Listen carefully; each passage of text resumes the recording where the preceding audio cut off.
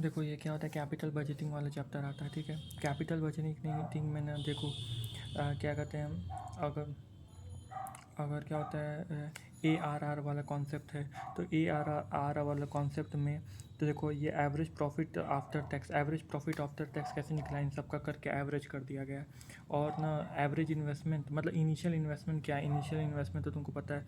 Initial average investment कैसे निकलेगा, average investment का फॉर्मूला होता है initial investment plus salvage value divided by 2 plus working capital, ठीक है। फिर उसके बाद एक और फार्मूला आ जाए जिसमें profit after tax investment at the beginning of the year, और इसमें से ना हर एक पार्टिकुलर ईयर में, जैसे पहले ईयर से तो डेप्रिसिएशन नहीं लगेगा, दूसरे ईयर में लगेगा डेप्रिसिएशन, तो फिर हर एक ईयर में डेप्रिसिएशन तुम माइनस करते जाओगे। जैसे ये है तो इसमें 184,000 का क्या है, डेप्रिसिएशन है, तो 10 लाख में 184,000 को अगर माइनस करोगे तो 816,000 आ जाएगा, फिर 816,000 में माइनस कर दोगे, तो ये करते जाओगे और प्रॉफिट आफ्टर टैक्स वही हो जाएगा। और फिर इन सब के प्रॉफिट को, फिर इन सब प्रॉफिट का एवरेज निकाल लोगे तो आएगा, ठीक है।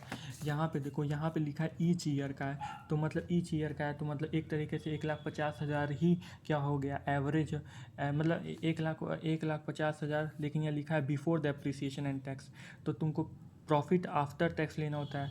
तो P80 तक आने पे जब तुम CFAT का फॉर्मूला करते हो तो वहाँ तक आने के लिए डेप्रिसिएशन माइनस हो जाए, तो डेप्रिसिएशन को सबसे पहले माइनस कर दो, तो डेप्रिसिएशन को माइनस किया और 80,000 ईच ईयर का है, तो मतलब एक तरीके से एवरेज भी 80,000 हो गया, तो इसलिए यहाँ पे एवरेज 80,000 लिया गया, ठीक है।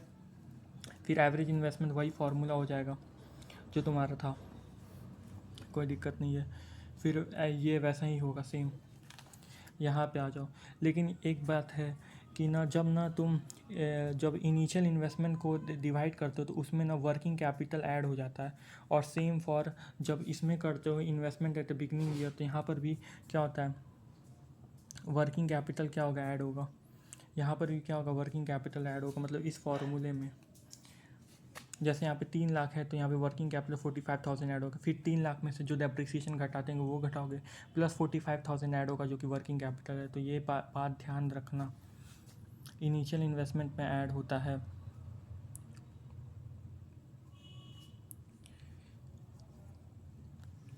देखो एवरेज इन्वेस्टमेंट भी में ऐड हुआ है यहाँ पे, देखो 3 lakh plus 45,000 plus 90,000 divided by 2, जिसमें से क्या है 45,000 क्या है रिक्वायरमेंट था, और एवरेज इन्वेस्टमेंट जानते ही हो, तो 3 लाख का है, लाइफ सम ईयर है, मशीनरी 90,000 की है,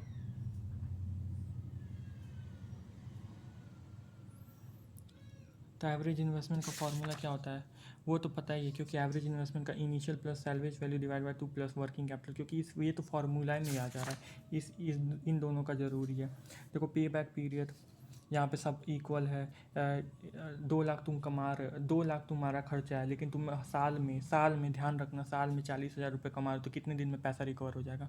तो फिर उसके बाद से यहाँ पे क्या, यहाँ पे अनइक्वल आ गया, अनइक्वल में क्या होता है क्यूमुलेटिव कर देते हो, फिर देखते हो इन्वेस्टमेंट में कि वो क्यूमुलेटिव में कब हुआ है और जिस ईयर में होता है वही पे बैक पीरियड, लेकिन डिस्काउंटिंग निकालते हो, तो डिस्काउंटिंग कैसे निकालोगे, नहीं अभी डिस्काउंटिंग नहीं है, ये तो नॉर्मल वाला है, एक डिस्काउंटिंग वाला भी आता है। तो मान लो इसमें 2 लाख का है, 2 लाख की हो तो यहाँ पे देखो ये तो 191,000 कहाँ तक हो जा रहा है, 190,6 ईयर तक हो जा रहा है, लेकिन तुमको 2 लाख चाहिए, तो मतलब तुमको एडिशनल कितना चाहिए, 9,000 एडिशनल चाहिए। और अगर इसके आगे बढ़ते हो तो तुम्हारी प्रॉफिट, तुम्हारा जो इनकम है वो 40,000 होगा, लेकिन 40,000 तुमको तो नहीं चाहिए, 9,000 चाहिए, तो 9,000 डिवाइडेड बाई 40,000 प्लस 6 कर दोगे। फिर उसके बाद क्या होता है डिस्काउंटिंग, पे बैक और NPV और PI टेक्निक। डिस्काउंटिंग पे बैक में बस वो प्रेजेंट वैल्यू आ जाता है, प्रेजेंट वैल्यू से तुम डिस्काउंटिंग कर दोगे, फिर उसका क्यूमुलेटिव करोगे। पहले तो डायरेक्ट कैश फ्लो का कर देते थे जो CFAT का था, लेकिन अब तुम ना क्यूमुलेटिव का करोगे और उसके बाद से वही फार्मूला लग जाएगा, ठीक है। देखो 8 तक में तो कोई दिक्कत है नहीं, वैसे ही होगा।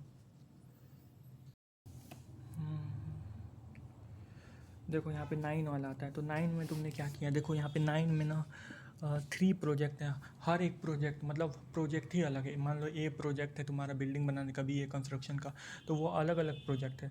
तो अलग अलग प्रोजेक्ट है तो मतलब अलग अलग प्रोजेक्ट है, उसके कैश आउटफ्लो दिए हुए हैं और कैश इनफ्लो दिए हुए हैं। तो मतलब वो अलग अलग प्रोजेक्ट का तुम डिज़ायरेबिलिटी फैक्टर या प्रॉफिटेबिलिटी इंडेक्स निकालोगे। प्रॉफिटेबिलिटी इंडेक्स का फॉर्मूला याद करने का पी आई है, तो प्रेजेंट इनफ्लो जो होगा, प्रेजेंट वैल्यू ऑफ इनफ्लो वो ऊपर होगा क्योंकि पी आई है, फिर उसके बाद आउटफ्लो होगा। तो यही होगा। अगर देखो यहाँ पे ऐसे दिया रहता कि प्रोजेक्ट एक है, उसमें प्रोजेक्ट एक में 10,000 कैश फ्लो है और 20,000 कैश, तब तुम ऐड करते, फिर उसके बाद कर देते। तो यहाँ पे तुम गलती क्या किए थे कि इन तीनों को ऐड करके कर लियो, लेकिन इसको इंडिविजुअल तुमको निकालना है। देखो उसके बाद आता है कोई BQ10। तो देखो BQ10 में देखो, BQ10 में 1 से लेकर के 5 तक तुम्हारा एक ही कैश फ्लो है। मतलब तुम उसको ना एक ही में बना सकते हो, एक ही में बना सकते हो। जैसे कि मान लो कैश फ्लो निकालना है तो उसको तुम उसको एक ही में बना सकते हो। देखो ये मत देखो, ये BQ इसका आंसर नहीं दिया हुआ है, लेकिन मैंने तुम किया हुआ है। तो इसको ये 1 से 5 तक तुम एक ही है। मान लो सेल्स है, वेरिएबल कॉस्ट है, फिर उसका कंट्रीब्यूशन आ जाएगा, फिर फिक्स कॉस्ट आ जाएगा। फिक्स कॉस्ट के बाद क्या होता है, EBIT आता है। EBIT में से डेप्रिसिएशन लेस करते हो तो क्या होता है, EBT आता है। EBT में प्लस डेप्रिसिएशन, और यहाँ पे देखो टैक्स नहीं है तो डेप्रिसिएशन ऐड करो या मत करो कोई फ़र्क नहीं पड़ता है। डेप्रिसिएशन यहाँ पे कॉस्ट होता है, cost minus salvage value divided by life. Cost क्या होता है, यहाँ पे कॉस्ट होता है, परचेज प्राइस नहीं होता है। और तुम बोलते हो ना कि यार डेप्रिसिएशन, अगर मान लो कि मैंने आज मशीन खरीदी है और 3 साल बाद उसका 3 साल बाद उसका ये है, तो मतलब देखो यहाँ पे सैलवेज वैल्यू 60,000 लिखा हुआ है, तो इसका मतलब कि ये है ना कि 6 साल बाद ये 60,000 में बिकेगी। तो ऐसे कैलकुलेट करने मत लग जाना कि हाँ कि इतना 663 है तो 6 साल बाद इतना डेप्रिसिएशन 4 लाख में से लेस करोगे तो फिर कितना होगा, तो वो 20,000 आएगा। करके देख लेना एक बार। देखो 6 1 2 3 4, इसको 4 से अगर मैं इसको अगर मैं 6 से करूं तो इतना, और इसको मैं 4 लाख से अगर माइनस करूं तो देखो 20,000 आएगा। ठीक है, पहली बात ये। और देखो स्क्रैप आया, तो स्क्रैप तो 2 जगह आता है, अगर डेप्रिसिएशन एसेलमेंट बेसिस पे है और ना एक ईयर एंड में आता है, ईयर एंड में, और वो PV ईयर एंड के है प्रेजेंट वैल्यू से मल्टीप्लाई होगा। तो ये है, इतना ध्यान में रखना।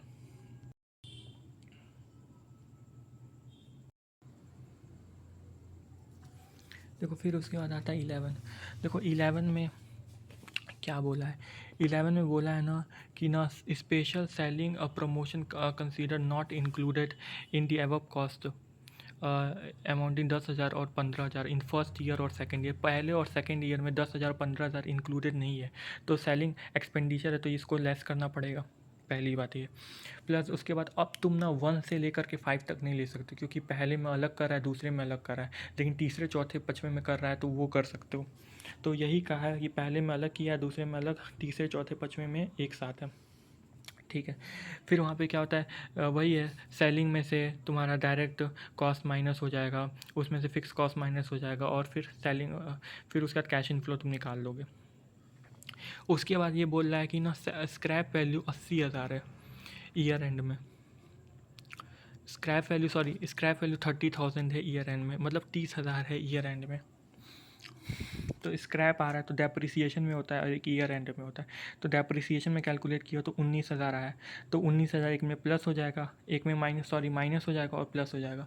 लेकिन यहाँ पे देखो, यहाँ पे लिखा हुआ है कि annual fix cost included depreciation, बता दिया है कि इसके अंदर डेप्रिसिएशन है, तो डेप्रिसिएशन है तो माइनस नहीं करोगे, सिर्फ डायरेक्ट क्या करोगे, तुम प्लस करोगे।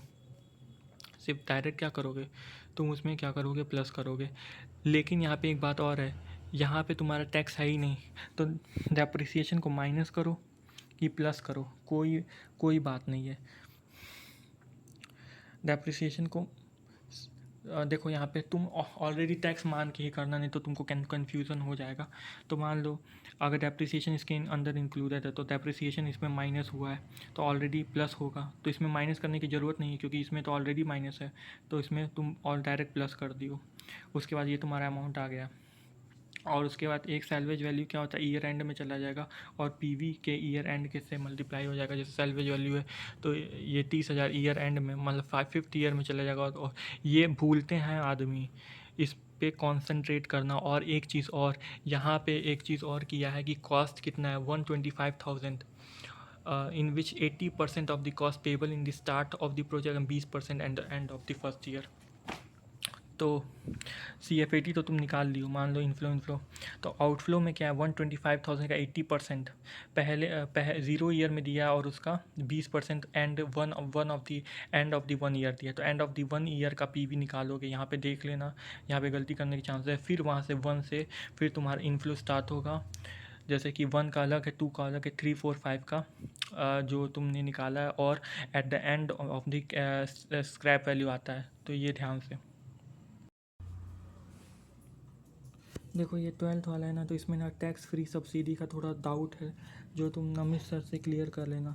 लेकिन इसके बावजूद भी मैं कुछ बताना चाहता हूँ, जैसे कि वर्किंग कैपिटल है, तो वर्किंग कैपिटल इनिशियल और एंड में, बिगनिंग में मतलब आउटफ्लो भी में ऐड होगा और कैश फ्लो के एंड में भी ऐड होगा। माइनस उनस मत कर देना, गलती मत कर देना ये चीज़ का। देखो, मान लो कि तुमने एक मशीन ना 0 पे खरीदी है और एक मशीन ना तुमने 3rd ईयर पे खरीदी है, तो तुमको 3rd ईयर से तुम्हारा एडिशनल डेप्रिसिएशन भी लगना स्टार्ट हो जाएगा। At the end of the 3rd year खरीदी है तो एंड ऑफ द ईयर, अगर beginning of the 3rd year बोला है मतलब end of the 2nd year खरीदी है वो।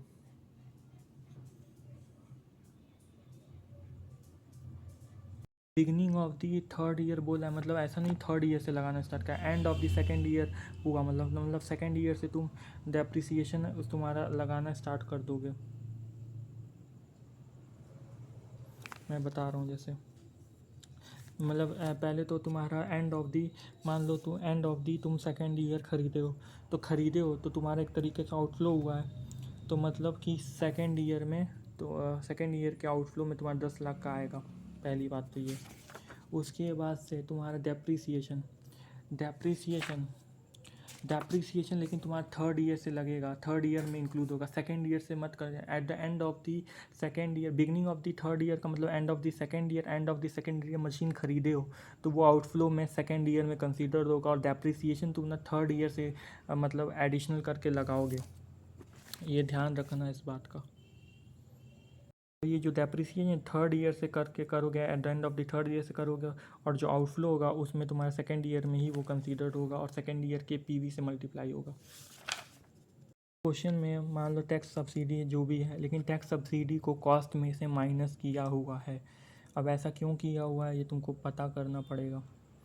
और देखो, वर्किंग कैपिटल एंड में ऐड होता है, अगर सैल्वेज वैल्यू भी इसमें दिया हुआ है तो सैल्वेज वैल्यू 2 जगह आता है, डेप्रिसिएशन में और एट द एंड में। तो ये भी एट द एंड में इसमें या तो अलग से करके लिखो या तो वर्किंग कैपिटल में एट द एंड में, मतलब एंड क्या है इसमें 8, तो 8 में तुम salvage value plus working capital करके भी लिख सकते हो, या तो 8 में वर्किंग कैपिटल और 8 में सैल्वेज वैल्यू, अलग अलग कर से लिख सकते हो।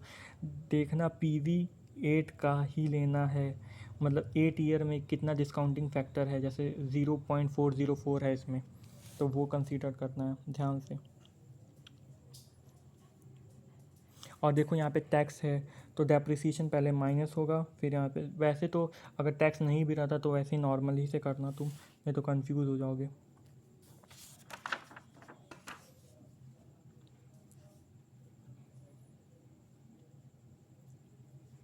आता है कैरी फॉरवर्ड का कॉन्सेप्ट, इसमें एक आता है कैरी फॉरवर्ड का कॉन्सेप्ट।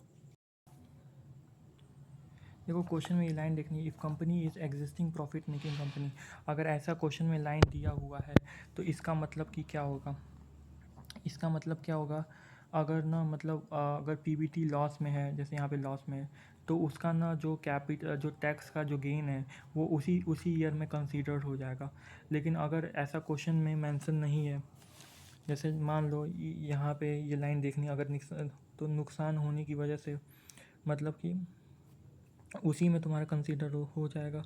लेकिन ये लाइन नहीं है, अगर एक लॉट मतलब the company is existing profit making, अगर ये लाइन इकलौता बिजनेस है, ये लाइन नहीं है और ये इकलौता बिजनेस है। तो क्या होता है, अगर 13 लाख है तो उसमें वो फॉरवर्ड हो जाएगा।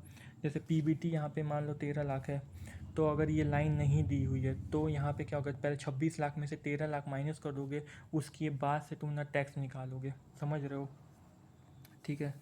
तो ये लाइन तो ये इस वाले क्वेश्चन में मेंशन ही नहीं है, 12 वाले क्वेश्चन में ये लाइन है ही नहीं। तो ये लाइन है ही नहीं, तो इसका मतलब कि क्या हुआ, इसका मतलब हुआ कि ये 13 लाख में से मतलब 26 लाख में से पहले 13 लाख माइनस होगा, उसके बाद से निकलेगा, उसके बाद से वो तुम टैक्स निकालोगे। समझ रहे हो? और कुछ और है कैरी फॉरवर्ड का, वो तुमको मैं अभी बता रहा हूँ। देखो एक कैरी फॉरवर्ड ही आता है, अगर losses can be carried towards the subsequent year, losses carry forward हो सकते हैं। तो इसका मतलब क्या होता है, अगर उस समय लॉसेस कैरी फॉरवर्ड तो उस समय तुम टैक्स बेनिफिट क्लेम नहीं करोगे। ये एक तरीके से वैसा है जब ना वो existing profit making company line नहीं लिखी होती है, जब तो वैसा जब तुम करते, तो एक तरीके से वैसा ही है।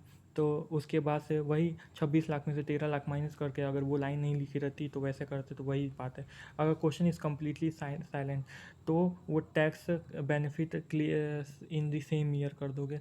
जैसा कि एग्जिस्टिंग प्रॉफिट मेकिंग कंपनी अगर ये लाइन लिखी रहती वैसा करते तो। और अगर क्वेश्चन से assume the loss can not be carry forward, तो लॉस कैरी फॉरवर्ड नहीं होगा, तो उसका तुम टैक्स जो बेनिफिट है वो क्लेम ही नहीं करोगे। नेक्स्ट ईयर का tax benefit again tax benefit next year भी उस टैक्स बेनिफिट क्लेम उसका टैक्स बेनिफिट क्लेम नहीं कर सकते हो। तो ये बात है। और जो फिर आता है 13 वाला, 13 में यहाँ पे देखो, losses of any year can be set of profit of the subsequent 2 year. तो 2 साल में अगर कोई लॉसेस हुए हैं तो वो सेट ऑफ हो सकते हैं। तो मतलब ये अगर लॉस हुआ है तो पहले इसमें से माइनस होगा, उसके बाद से तुम इसका टैक्स निकाल सकते हो। ठीक है। 13 इस लाइन को छोड़ के सेम एज BQ12 13 हो जाएगा तुम्हारा। फिर उसके बाद 14 आता है। देखो देखो यहाँ 14 में क्या कह रहा है, 14 में ये कह रहा है ना कि तुम पहले ना तुम 50,000 किसी को डिस्पोज करने के लिए देते थे, अब ना तुम ना फर्दर प्रोसेसिंग करना चाहते हो, जिससे कि क्या हुआ कि वो 50,000 जिसको देते तो वो तो सेव हो जाएगा, तो सेव हो जाएगा तो भाई पहले से सेव वाला में डाल देना, क्योंकि भाई ये तुम मिस्टेक कर देते हो। फिर उसके बाद से तुम ये कहते हो कि वो 50,000 जो वेस्ट होता था वो तुम 10 रुपये में सोल्ड कर सकते हो, तो 10 में तुम सेल में सोल्ड कर सकते हो। लेकिन 10 में सोल्ड करोगे तो तुम्हारा वेरिएबल और फिक्स का खर्चा आ रहा है, लेकिन यहाँ पे देखो एक्सक्लूडिंग डेप्रिसिएशन लिखा हुआ है, तो वेरिएबल का और फिक्स का माइनस कर दोगे तो 2 लाख मान लो 70,000 आ रहा है। तो फिर उसके बाद से डेप्रिसिएशन, देखो डेप्रिसिएशन एक्सक्लूडेड और SLM बेसिस पे यहाँ पे चार्ज हो रहा है डेप्रिसिएशन, तो SLM बेसिस में। और कॉस्ट कितनी है, 6 लाख की है। लाइफ कितना है, लाइफ इसका 10 ईयर का है, कोई सैलवेज वैल्यू नहीं है, तो डेप्रिसिएशन निकाल लोगे, डेप्रिसिएशन माइनस कर दोगे। और ना जो तुम्हारा एडवर्टाइजमेंट है वो टैक्स से पहले का खर्चा है, तो डेप्रिसिएशन से भी पहले तुम लेस कर देना एडवर्टाइजमेंट।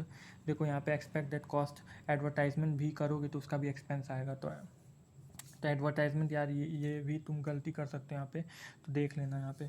फिर उसका डेप्रिसिएशन माइनस कर दोगे। फिर उसके बाद यहाँ पे ये पूछ रहा है ना कि तुम्हें डिस्पोज पे थर्ड पार्टी को पेमेंट करना है या तो उसको फर्दर प्रोसेसिंग करना है, तो ये कैसे पता चलेगा, जब NPV जिसका पॉजिटिव होगा। तो अभी तक तो हम डिस्पोज वाले पे कर रहे थे, तो हम प्रोसेसिंग वाले पे देखते हैं कि उस पर NPV पॉजिटिव आ रहा है कि नहीं, और उसका कॉस्ट तो पहले तो वो सेव हो जाएगा तुम्हारा, फिर उसके बाद से तुम्हारा टैक्स माइनस हो जाएगा, फिर डेप्रिसिएशन तुम ऐड कर दोगे, तो ये तुम्हारा CF80 आ जाएगा। यही CF80 तुम्हारा 1 से 10 ईयर का है। मतलब ऐसा मत कर देना जैसे कि 50,000 इंटू 10, तो ये तो 1 साल का हुआ, तो 1 × 10 कर रहे हो। नहीं, 50,000 इंटू 10, ये तो 10 क्या है, इसका सेलिंग प्राइस है। अब इसके बाद ये मत कर 50 × 10 × 10, ये मत कर देना, क्योंकि तुम 1 से 10 का वो प्रेजेंट वैल्यू तुम कंसीडर कर रहे हो, प्रेजेंट डिस्काउंटिंग फैक्टर तुम कंसीडर कर रहे हो, तो ये बात ध्यान रखना। अगर अगर मान लो एडवर्टाइजमेंट 30,000 का एक में होता, 2 में 25,000 होता, तब तुम अलग अलग उसका करके निकालते, तो ये बात ध्यान रखना। उसके बाद से आउटफ्लो तुमको पता है 6 लाख का, NPV निकाल लोगे, ख़त्म। 3 वाले क्वेश्चन में ये कह रहा है ना कि पहले तुम थर्ड पार्टी से चाय मंगवाते थे, अब तुम ना ये वो लगाना चाहते हो, वेंडिंग मशीन लगाना चाहते हो जो टी और कॉफ़ी देता है, तो उसकी वजह से क्या क्या हो रहा है। तो भाई पहले तो तुम थर्ड पार्टी को दोगे, तो अब वेंडिंग मशीन लगाओगे तो तुम्हारा तो वो तो बच जाएगा पैसा। तो वो क्या है कि तुम एक 120 लोग टी पीते थे, 40 एम्प्लॉय टी पीते थे और 40 कॉफ़ी पीते थे। ये एक दिन में 3 टाइम, एक टाइम ये टाइम पीते थे। और उसका और ये ना यहाँ पे लिखा भी है 200 डेज़ इन ईयर, मतलब ये 200 डेज़ का है। और टी का तुम्हारा 10 रुपये लगता था, कॉफ़ी टी का तुम्हारा 10 रुपये और कॉफ़ी का 15 रुपये लगता। तो ये तो चीज़ तुम्हारी बचत हो गई एक तरीके की, ये सेविंग हो गई। तो सेव इसको निकालो तो तुम्हारा इतना आया। अब देखो कॉस्ट क्या आ रहा है। कॉस्ट में तुम्हारा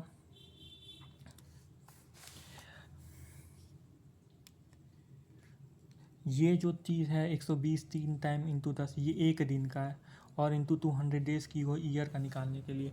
फिर उसके बाद cost of vending machine 10 lakh का, sorry vending machine which cost 10 lakh and useful life of for 5 year. 5 lakh की यूज़फुल लाइफ है, 10 लाख का उसमें तुम्हारा खर्चा आ रहा है, कॉस्ट है उसकी। और purchase of the vending machine मतलब उसका मेंटेनेंस का 75,000 आ रहा है, तो 75,000 मेंटेनेंस कॉस्ट चला जाएगा। उसके बाद से बोल रहा है कि ना तुम्हारा electricity consumption 1500 per unit per month है, और तुम तो पर एनम का निकालो, एक साल का तुम निकाल लो, तो मतलब कि 500 यूनिट पर मंथ है, तो इंटू 12 कर दोगे, और 12 पर यूनिट है, तो इंटू 500 इंटू 12 इंटू 12 तब करोगे, तब यहाँ पे तुम्हारा इलेक्ट्रिसिटी वाला आ जाएगा। उसके बाद से तुम्हारा बोल रहा है रनिंग कॉस्ट। देखो मेन चीज़ यहाँ से यहाँ तक है, तो यहाँ पे देखो, यहाँ पे लिखा हुआ है packet of a coffee beans 90 पर पैकेट। अब देखो तो पर पैकेट है और 200 कप है एक पैकेट में होता है, तो तुम पहले तो ये देखो कि कितनी कप कॉफ़ी आ रही है। तो कितनी कप आ रही है कॉफ़ी, 120 3 टाइम इंटू 200 डेज, यही ना आ रही है कॉफ़ी। और ये बोल रहा है इसकी वजह से क्या हो रहा है, उसकी वजह से इम्पैक्ट सुनो। The consumption will increase by 20% of all class of the employ. तो ये करने के बाद प्लस तुम 20% कर दोगे, प्लस तुम 20% करने के बाद 200 कप से डिवाइड करोगे तो एक कप का मतलब 200 कप से डिवाइड करोगे तो एक पैकेट का तो आ जाएगा, और एक पैकेट का आ जाएगा तो 90 पर पैकेट है, तो उससे मल्टीप्लाई कर दोगे। तो सेम फॉर टी पाउडर का भी कर लोगे। उसके बाद से क्या आ रहा है, तो वही मैंने कहा कि ये एक दिन का हुआ 120 इंटू 3 टाइम इंटू 200 डेज़ नहीं, हाँ इंटू 200 डेज़, ये एक साल का हुआ। लेकिन वो बोला 20% और इंक्रीज़ हुआ है, तो 20% तुम और बढ़ा दोगे, उसके बाद 200 से मल्टीप्लाई करोगे, पर पैकेट निकल जाएगा, उसके बाद इंटू कर दोगे। उसके बाद सेम फॉर शुगर, तो कितना शुगर कॉस्ट कर रहा है तुमको ये देखना है। तो शुगर का क्या है, तो पहले तो तुम जितना कप बना रहे हो उसके हिसाब से शुगर भी बनेगा, तो उतना आ जाएगा, और प्लस 20% और तुम्हारा इंक्रीज़ हो रहा है, तो वो भी हो गया मान लो। और शुगर ना देखो, शुगर ना टी भी में लगती है और कॉफ़ी में लगती है, तो दोनों को ऐड कर देना। टी और कॉफ़ी में दोनों में लगती है, दोनों ऐड कर देना, ठीक है। और ये बोला है 10 ग्राम ऑफ द शुगर है, तो फिर उसको इंटू 10 ग्राम कर देना, इंटू 10 ग्राम कर दोगे।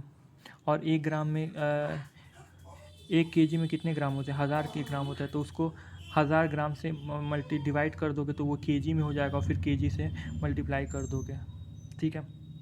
सेम फॉर ऐसे ही पेपर कप के लिए भी कर सकते हो कि उन दोनों को ऐड किए हुए कि कप देखो कॉफ़ी में कप लगेंगे, उसमें भी कप लगेंगे, उन दोनों को ऐड किए हो, और वो जो पेपर कप कंजप्शन वो 10% इंक्रीज़ हो जाएगा। मान लो 20% तो कंजप्शन इंक्रीज़ हुआ ही है, प्लस और 10% इंक्रीज़ हो जाएगा पेपर कप के लिए। समझ रहे हो, इसको अच्छा क्वेश्चन इसको करके देखना, इतने से तो तुम्हारा हो जाना चाहिए जितना मैंने बता दिया। यही दिक्कत है इसमें मेनली। देखो ये unequal life of the project, ये क्या है, EANPV वाला क्वेश्चन है। क्यों, कैसे पता, विच मशीन वुड यू रिकमेंड, ये पूछ रहा है पहली बात तो, ठीक है। और इसमें ना क्या किया है, इसमें कॉस्ट दिया है, फिर रनिंग कॉस्ट दिया है, इसमें कॉस्ट दिया हुआ है 8 लाख का, 6 लाख का पर रन, 2,50,000 पर रन के लिए कॉस्ट लगता है, 3 साल का है, एक एक का क्या लगता है 2,50,000 लगता है, एक का 1,30,000 लगता है 3 साल के लिए रन। अब रन कर रही मशीन 3 साल है मशीन, तो 3 साल रन भी करेगी। तो तुम पहले तो 3 साल का प्रेजेंट वैल्यू निकाल लोगे, PVIAF। तो 3 साल का एन्युटी करके इंटू कर दोगे तो वो प्रेजेंट वैल्यू आ जाएगी। उसके बाद से उसको डिवाइड कर दोगे किससे, वही प्रेजेंट वैल्यू ऑफ एन्युटी से तुम डिवाइड कर दोगे। जैसे एनुअल, जैसे इसका 8 लाख है, 1,30,000 ये 2 साल का था, ये 3 साल का था, तो 3 साल की एन्युटी, ये 2 साल का है 2 साल की एन्युटी। फिर उसके बाद से प्रेजेंट टोटल आउटफ्लो इन दोनों का ऐड कर दोगे, मतलब 8 लाख प्लस इसको ऐड कर दोगे तो इतना आ जाएगा। फिर उसको इससे डिवाइड कर दोगे, ठीक है। और ऐसा ही ना सेम यहाँ पे भी है, सेम यही चीज़ है, क्योंकि यहाँ पे लिखा है identify the machine should buy, ये तुमसे पूछ रहा है तो उसमें क्या होता है EANPV का कॉन्सेप्ट लगता है। देखो ये भी क्या है, PYQ 5014, ये भी एनालाइज इक्विवेलेंट अप्रोच है। पहली बात यहाँ पे देखो इंक्लूडेड है अदर फिक्स ऑपरेटिंग कॉस्ट में डेप्रिसिएशन, तो मतलब कि क्या हो गया, बता दिया स्ट्रेट लाइन मेथड से इंक्लूडेड है, ठीक है। पहली बात ये तो बता दिया। दूसरी बात ये बोला maintenance cost are payable in advance. Maintenance cost payable हो रहा है एडवांस, मतलब T1 का तुम T0 पे दे रहे हो, T2 का तुम T1 पे दे रहे हो, T3 का तुम T2 पे दे रहे हो, ये 3 है। और ऐसे ही सेम फॉर 5 का, 5 ईयर का है, ठीक है। अब तुम क्या करते थे, इन्वेस्टमेंट कितना है, 12 लाख का था, तो क्या होता, तुम इन्वेस्टमेंट उसमें से तुम जितना तुम सेव कर CFAT निकालते थे तुम, और फिर CFAT की तुम क्या करते, CFAT निकाल लेते, फिर उसकी प्रेजेंट वैल्यू निकालते थे।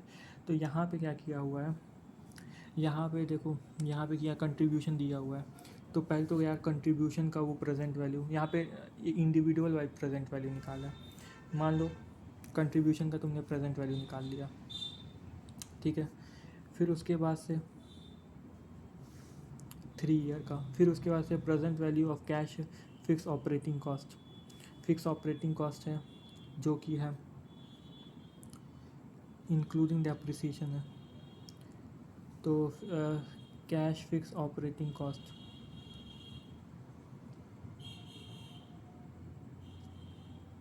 अब तुम ये पूछोगे इसमें कि यार इसमें यार फिक्स जो क्या कहते हैं, जो यहाँ पे डेप्रिसिएशन जो इंक्लूडेड है 3,60,000 का, तो भाई तो यहाँ पे क्या कहते हैं 7,20,000 क्यों नहीं लिखा है, 7,20,000 में 3,60,000 घटा के क्यों लिखा है।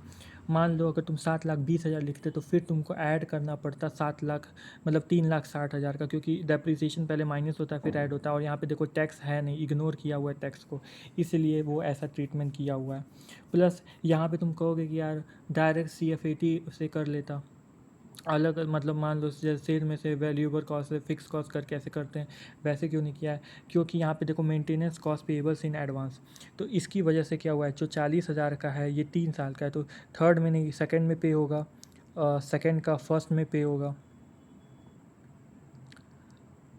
तो सेकेंड का फर्स्ट में, तो ये 2 साल का कंसोलिडेटेड और प्लस फर्स्ट का 1, ये 2 साल का एनुअल, मतलब इन दोनों को जोड़ोगे तो ये आएगा, और प्लस 1, तो इसीलिए इसको 40,000 1.690 प्लस 1 किया है, तो इतना आया है।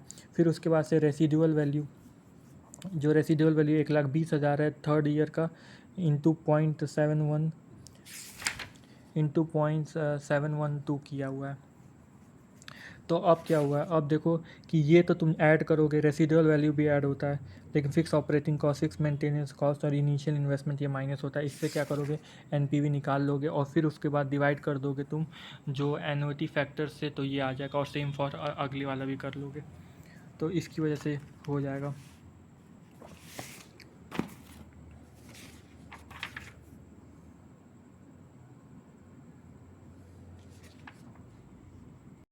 जो सर ने बताया वैसे तो नहीं बताया, लेकिन सर ने देखो क्या किया है, सर ने कंट्रीब्यूशन किया हुआ है, उसमें से माइनस किया, मतलब जो लेस फिक्स कॉस्ट और डेप्रिसिएशन को, फिर ऐड कर लिया डेप्रिसिएशन को, ये आ गया 8 लाख। मेंटेनेंस कॉस्ट क्या होता है, सेकंड का ये इसमें पेबल, इसमें पेबल, इसमें पेबल है, ठीक है, 40 यहाँ पे 40,000 माइनस नहीं हुआ, ये ध्यान रखो। और 1,20,000 80 + 40, 1,20,000 का सैलवेज यहाँ पे है। ये मशीन 1 8 लाख प्लस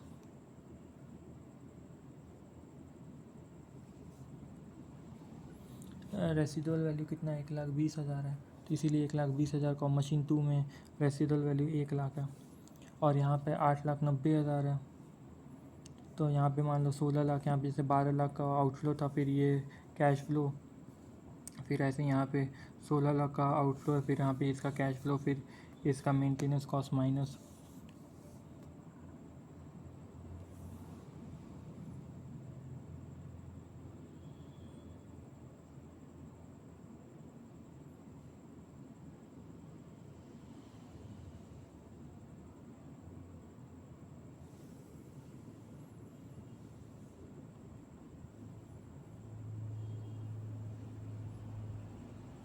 फिर उसमें से 8,40,000 मतलब 7,60,000 का 1 का ये, दूसरे का ये 1 का ये, दूसरे का, तो इस तरीके से किया कर सकते हो ऐसे भी। यहाँ पे PYQ 15 में for the computation of PBT for the purpose of the taxation, tax के पर्पस है, मतलब टैक्सेशन के ऊपर, टैक्स के पर्पस से we have to deduct depreciation और मेंटेनेंस हमें टैक्स के पर्पस से टैक्स कम करने के लिए करना पड़ता है। फिर उसके बाद से एक्रूवल बेसिस जो मेंटेनेंस एक्रूवल, फिर उसके बाद ऐड बैक कर देते हैं, उन दोनों को फिर ऐड बैक कर देते हैं, डेप्रिसिएशन और मेंटेनेंस एक्रूवल, और फिर उसके बाद डिडक्ट करना पड़ता है maintenance on the cash basis. तो यही है present value of the outflow include for present value of outflow in respect to the fixed assets and W cost only. देखो प्रेजेंट वैल्यू ऑफ आउटफ्लो में क्या आता है, जैसे जो उसकी कॉस्ट होती है और कॉस्ट ऑफ फिक्स एसेट्स होती है, जो वर्किंग कैपिटल की होती है, और जो मान लो कुछ अभी सब्सिडी, तो ये सब होता है। बाकी का अगर कॉस्ट भी है तो वो इनफ्लो में ही कंसीडर किया जाता है, इनफ्लो में से माइनस करके दिखाया जाता है। तो यही चीज़ है PYQ 15 में। कुछ इसमें है नहीं वैसे खास, लेकिन यही है कि मेंटेनेंस और operation cost payable in advance, मतलब जो मेंटेनेंस कॉस्ट है एक्रूवल बेसिस है, जो पेबल इन